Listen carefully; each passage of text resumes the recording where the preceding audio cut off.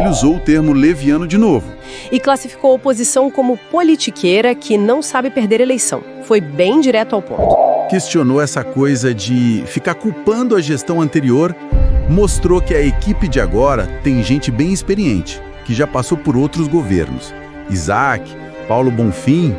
Ele levantou essa bola. Tipo, cadê a eficiência agora? Então a pergunta que fica é herança ou é talvez falta de agilidade na gestão atual? Levanta aquela questão, né? O vereador é o representante do povo ali na ponta. Se ele tem dificuldade de acesso ao executivo... Complicou o trabalho dele e a representação fica fragilizada. Exatamente. Sinaliza talvez uma centralização grande de poder no executivo e uma certa dificuldade nessa relação entre os poderes. E tem outra coisa. O quê? Essa defesa tão enfática do governo que às vezes parece desqualificar qualquer crítica da oposição como politiqueira ou leviana, isso é algo pra gente pensar. Sobre a saúde do debate democrático? Exatamente. A democracia não é só ganhar a eleição. É também um exercício constante de ouvir quem perdeu, de considerar a crítica, mesmo a mais dura. Quem só ouve aplauso corre o risco de não ver os problemas reais, né? Faz todo sentido.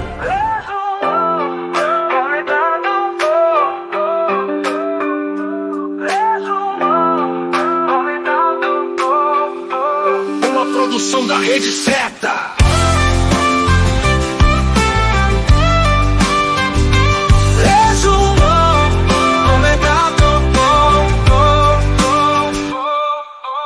Olá! Começa agora o resumão comentado da Rede Zeta. A sua análise afiada dos fatos políticos aqui de Juazeiro. Hoje a gente vai dar uma olhada mais de perto na última sessão da Câmara de Juazeiro. Tentar entender o que está por trás dos discursos. A gente mergulha na sessão da Câmara do dia 10 de junho. Isso aí. Uma sessão que, olha, começou com aquela parte mais formal, né? Leitura de ata, expediente. Sim, aquela lista de documentos, projetos, requerimentos, que são os pedidos formais para a prefeitura, indicações, moções. Mas o clima esquentou mesmo foi na hora dos discursos. Com certeza. Tinha até projeto importante, como a prorrogação do Plano Municipal de Educação. Mas o que pegou fogo mesmo foi, de novo, infraestrutura. Iluminação, limpeza e, claro, a nova polêmica, né? A tal mudança das secretarias para o Joá Garden Shopping. Exato. E isso, assim, dividiu bem as águas. Governo de um lado, oposição do outro. Ficou nítido. Totalmente. E quem começou os trabalhos na tribuna foi o Alan Jones, da oposição. Ele levantou uns pontos bem críticos, né? Levantou. O Jones focou muito na questão da iluminação pública. Cobrou agilidade para contratar nova empresa. Achou estranho, sabe? Uma gestão que tem, segundo ele, mais de 70% de gente experiente, vinda de outros governos. E ele deu aquela cutucada, né? Questionou essa coisa de ficar culpando a gestão anterior, mostrou que a equipe de agora tem gente bem experiente, que já passou por outros governos. Isaac, Paulo Bonfim.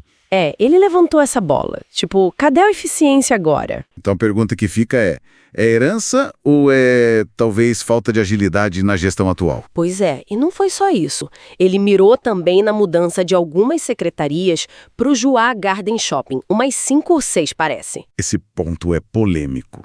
Qual foi a crítica dele? A questão da adequação, sabe? Tipo, Secretaria de Habitação, Ordem Pública, num shopping.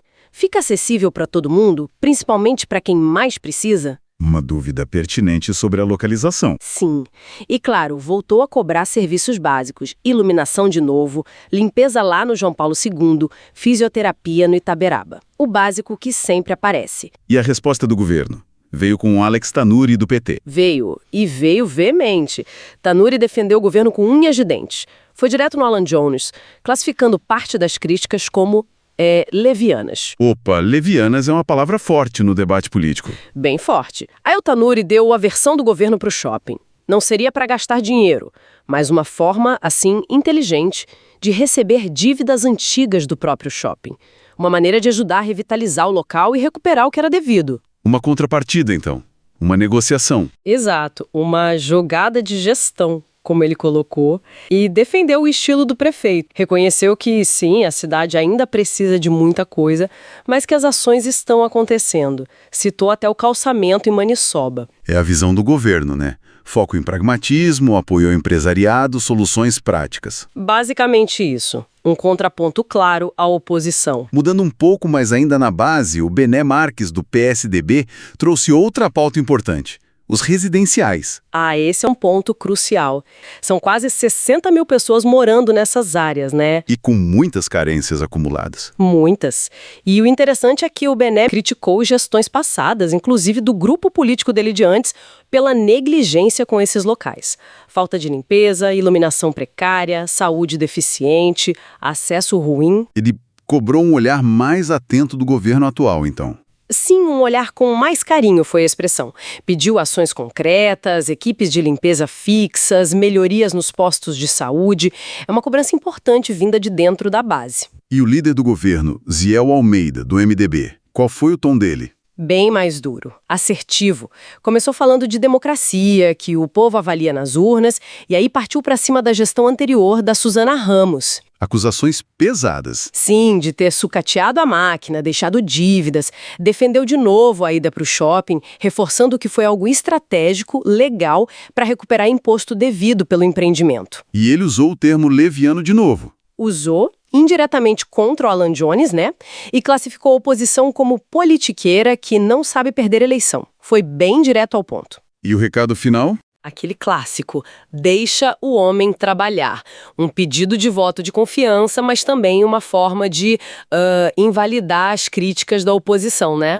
O Esbaltar levou as demandas lá do complexo, do João Paulo II e região.